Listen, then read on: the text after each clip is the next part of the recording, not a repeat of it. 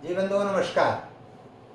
आज हम आपसे इस बात की चर्चा करने जा रहे हैं कि भारत में अभी लोकसभा का चुनाव हुआ है और इस लोकसभा चुनाव में बहुत सारी चीज़ें देखने को मिली हैं। स्वतंत्रता के पहले और 1947 में जब देश आज़ाद हुआ तब से लेकर और आज तक की जो परिस्थितियां राजनीतिक देश में घटित हुई हैं उसमें उत्तराधिकार को लेकर या राजनीतिक वसीयत को लेकर या राजनीतिक जो भागीदारी है जनरेशन टू जनरेशन जो शिफ्ट हो रही है, किसको किसका उत्तराधिकार मिला और किसने किससे कैसे उत्तराधिकार प्राप्त किया, यह अनेक प्रकार के सवाल और प्रश्न खड़े करता है भारत में कम से कम।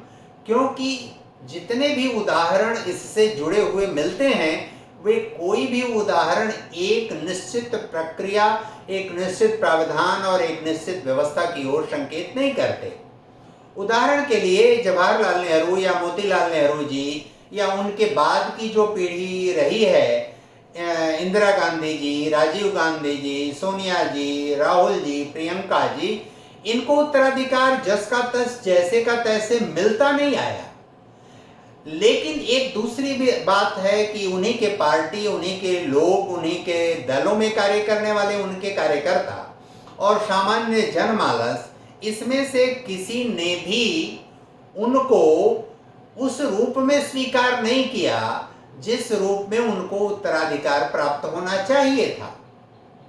लेकिन एक ऐसा वर्ग है जो कांग्रेस का नीति नियामक है, उनको उसी रूप में स्वीकार करता है जिस रूप में पूर्व की पीढ़ियों जवाहरलाल जी, इंदिरा जी या राजीव जी को स्वीकार किया। वैसी ही अपेक्षा इनसे भी करता है, वैसे परिणाम इनको नहीं देता। ये सारी चीजों का आप मूल्यांकन करेंगे तो एक निश्चित दूसरे प्रकार के रास्ते आपको दिखाई पड़ेंगे, दूसरे प्रकार का समीकरण आपको राजनीतिक दिखाई पड़ेगा। दूसरी तरफ नंदमूरी तारक रामाराव, एन.टी. रामाराव जी जब आंध्र प्रदेश तेलंगाना एक में थे, वो मुख्यमंत्री हुआ करते थे, फिल्म से जुड़े हुए व्यक्ति थे। उनकी राजनीतिक विसात, उनका राजनीतिक कद, उनका राजनीतिक शिष्टाचार, राजनीतिक क्रियाकलाप जिस भी प्रकार का था, उन्होंने अपना उत्तराधिकार किसी को नहीं दिया। लेकिन नारा चंद्र बाबू नायडू उनके दामाद थे, एक तरह से नारा चंद्र बाबू नायडू ने उनसे उत्तराधिकार छीन लिया, प्राप्त कर लिया। और छीन लिया, कैसे प्राप्त किया, इसके बाद भी वहां के सामान्य लोग, सामान्य नागरिक, सामान्य जनता उस उत्तराधिकार को, उस वसीयत को स्वीकार किया। उसको लोग मानते हैं कि वे उनके उत्तराधिकारी हैं, उसके प्रक्रियागत चीजों में लोग नहीं जानते। यहां एक दूसरे प्रकार का समीकरण खड़ा होता है।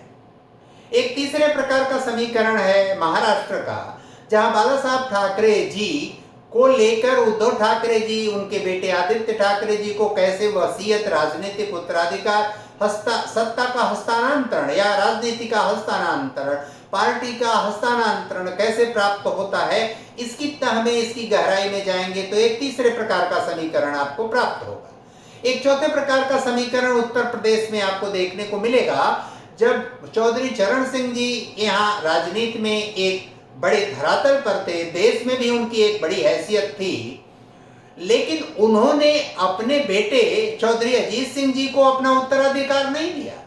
उन्होंने तो घोषित रूप से, और जो निकट से उनके जुड़े रहे हैं, चाहे राजनारायण जी रहे हों, चाहे चंद्रशेखर जी रहे हों, राजनारायण जी और जनेश्वर जी रहे हों, इन लोगों की जो गणित थी, इन लोगों की जो नजदीकी थी, जनेश्वर जी, मुलायम सिंह जी बहुत आपस में मित्र थे, बहुत क्लोज संबंध थे। लेकिन जनेश्वर जी राजनारायण जी के निकट थे, मुलायम सिंह जी चौधरी चरण सिंह जी के निकट थे।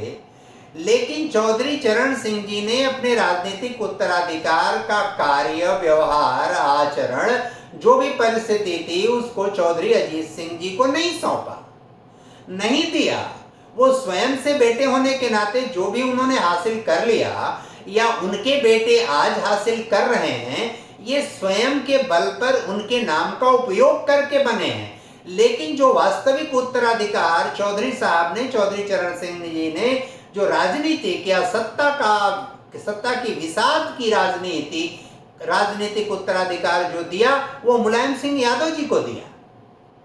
और मुलायम सिंह जी का उत्तराधिकार एक तरह से उनके बेटे अखिलेश सिंह जी ने, अखिलेश सिंह जी को उन्होंने दिया नहीं, उसको 50% अखिलेश जी ने स्वयं उनसे ले लिया और 50% बेटा होने के नाते समाज ने, राजनीति ने, समाजवादी लोगों ने 50% स्वाभाविक रूप से मान लिया कि उनके बेटे हैं, इसलिए उत्तराधिकार उन्हीं के पास जाना चाहिए।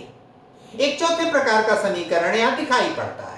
एक पांचवें प्रकार का समीकरण आपको पंजाब में दिखाई पड़ेगा, जहां पंजाब में प्रकाश सिंह बादल जी के बेटे सुखबीर सिंह जी को कितना उत्तराधिकार उनका मिलता है, उनकी जो पंजाब में और पंजाब के आसपास किसानों का जो परिप्रेक्ष्य है या पंजाबी कम्युनिटी का जो परिप्रेक्ष्य है, उसमें उनकी स्थिति क्या थी, उनका मूल्य, उनका महत्व, उनका धरातल, उनका अस्तित्व किस स्तर पर था, वह कितना हस्तांतरित हो पाया है सुखबीर सिंह बादल जी के में या उनके रिश्तेदारों में या उनकी बहू में, यह इसका जब आप विस्तार से मूल्यांकन करेंगे, देखेंगे, अध्ययन करेंगे, तो आपको एक पांचवें प्रकार का समीकरण भारत में दिखाई पड़ेगा।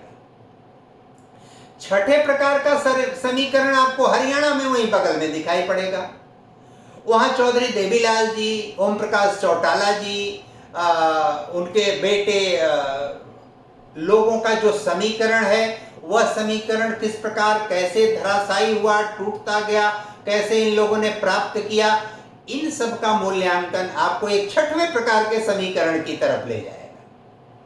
ऐसे ही राजनीतिक उत्तराधिकार का जो वातावरण भारत में बड़े धरातल पर खड़ा हुआ, उसके आलोक में जो परिस्थितियां बनी, वे परिस्थितियां एक अलग अलग प्रकार की कहानी और किस्सा ही नहीं कहती, बल्कि वास्तविक और यथार्थ राजनीतिक समीकरण और मीमांसा के लिए आपको मजबूर और प्रेरित करती है। उड़ीसा में चाहे बीजू पटनायक जी हों, उनके बेटे नवीन पटनायक जी, लोग कहते हैं बीजू पटनायक जी अपने आप में एक अद्वितीय राजनीतिक क्षमता, योग्यता, दूरदृष्टि वाले व्यक्ति थे और नवीन पटनायक जी उनसे भी 2 कदम आगे बढ़कर उन सारी चीजों को प्राप्त किए। नवीन पटनायक जी का जीवन शुचिता और पारदर्शिता का जीवन रहा है। 80 वर्ष से अधिक आयु हो गई, लेकिन आज भी उनकी मान्यता, उनकी गरिमा, उनकी प्रतिष्ठा भाजपा से विरुद्ध लड़ने के कारण भी, लेकिन एक मर्यादा की जो बात है, उस मर्यादा में कहीं कोई कमी नहीं आई, वो तिरोहित नहीं हुई। इन सब के परिप्रेक्ष्य में जो परिस्थिति बनी, वो परिस्थिति क्या कहानी कहती है, इसको देखने के लिए अभी 2024 का जो लोकसभा का चुनाव हुआ है, इस लोकसभा के चुनाव में बाला साहब ठाकरे जी बहुत कद्दावर नेता थे। वे कहा करते थे, मैं सत्ता में न तो चुनाव लड़ने वाला हूं, न तो सांसद विधायक बनने वाला हूं, न तो मुझे कोई मंत्री या मुख्यमंत्री या सरकार का पद चाहिए, लेकिन हम लोगों को बनाते हैं, लोगों को अपनी विचारधारा, अपने मूल्य, अपने महत्व, अपनी कार्यशैली के अनुसार चलाने की कोशिश करते हैं। हिंदुत्व हमारा प्रमुख एजेंडा और मूल्य है। उनके नाम को उपयोग करके उनके भतीजे राज ठाकरे जी ने जो राजनीति करने की कोशिश की, बहुत परिश्रम किया, अनथक चेष्टा की, लेकिन उस अनथक चेष्टा के बाद भी उनको वह स्थिति महाराष्ट्र में प्राप्त नहीं हुई जो स्थिति वो प्राप्त कर लेना चाहते थे। जैसे प्राप्त कर लेने की कोशिश नारा चंद्रबाबू नायडू ने किया, उनको पूरी सफलता मिल गई, लेकिन वह सफलता राज ठाकरे जी को नहीं मिली।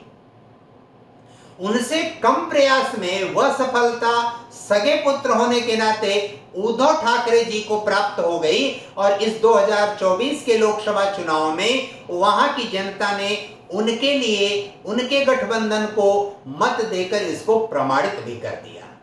और जब यह प्रमाणित कर दिया, तब उनको यह चेतना, यह विवेक और यह दूरदृष्टि अब आ रही है कि वास्तविक जो विचारधारा और मूल सिद्धांत हमारे पिताजी का था, उस विचारधारा और मूल सिद्धांत पर यदि हम लौटते हैं, वहां अगर बने रहते हैं, तो उस स्थिति में हमको भविष्य में या दूरगामी लाभ हमको प्राप्त होगा।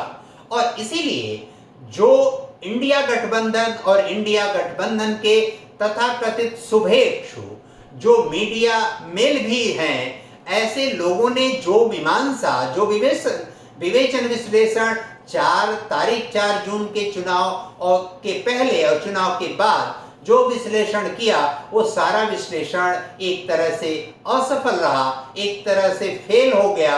और अब जो वहां की परिस्थिति बन रही है महाराष्ट्र की, उद्धव ठाकरे जी का जो समीकरण बन रहा है, वह समीकरण राजनीति में एक यथार्थवादी, वास्तविक राजनीतिक सत्ता का वसीयत लिखने की कोशिश कर रहा है।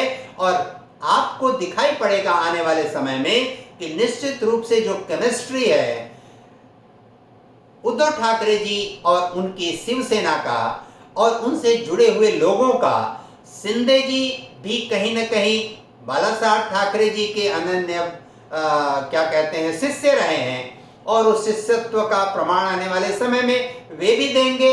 मुझे लगता है उद्धव ठाकरे जी के साथ जाएंगे। ज्यादा संभावना है कि इन लोगों का समन्वय हो जाएगा और समन्वय के साथ वे लोग एनडीए का सहयोग करेंगे, ऐसा प्रथम दृष्टया प्रतीत होता है। ये हो सकता है उन दोनों में आपस में समन्वय न भी हो पाए, दोनों स्वतंत्र रूप से एनडीए का सहयोग करते रहें। आने वाली परिस्थिति में एनडीए के जो शीर्ष लोग हैं, इन लोगों के प्रयास से इन लोगों में भी एका हो जाए और महाराष्ट्र की राजनीति और देश की राजनीति में संयुक्त शिवसेना की अहम भूमिका फिर से बन जाए। एक समय था जब मनोहर जोशी जी लोकसभा के अध्यक्ष हुआ करते थे अटल जी के समय में, और उसकी जो परिस्थिति थी, वह जो वातावरण था, वो कहीं से नहीं पता चलता था कि वह किसी सहयोगी दल के लोकसभा अध्यक्ष हैं। आने वाले समय में जो परिस्थितियां बनेंगी, वो परिस्थितियां निश्चित रूप से एनडीए के पक्ष में दिखाई पड़ रही हैं। इंडिया गठबंधन ने जो प्रयत्न किया, जो प्रयास किया, बहुत सारी बातें उनकी थोड़ी सीट बढ़ जाने के बाद भी आज की तारीख में आपको हास्यास्पद प्रतीत होंगी, दिखाई पड़ेंगी। मसलन प्रत्येक नागरिक को भारत के 8500 रुपया प्रत्येक महीने देना, सबका सर्वेक्षण करके सारी संपत्ति सब में बराबर बराबर बांट देना, ये दो ऐसे उनके घोषणा है। इन घोषणाओं को पालन करने के लिए उनको पता नहीं कितने बार जन्म लेना पड़ेगा, यह बहुत बड़ा यक्ष प्रश्न है। लेकिन वसीयत की राजनीति, सत्ता में परिवार को हस्तांतरित होने की राजनीति के अपने देश में अब तक जो ज्ञात उदाहरण है, उसमें आधे दर्जन ऐसे उदाहरण हैं जो उदाहरण अलग अलग प्रकार की इबारत लिखते हैं। और उस इबारत में महाराष्ट्र की जो इबारत है, महाराष्ट्र की जो राजनीति है, वह निश्चित रूप से एनडीए के पक्ष में करवट बदलती हुई दिखाई पड़ रही है। और आने वाले समय में आपको इसका परिणाम भी देखने को मिलेगा।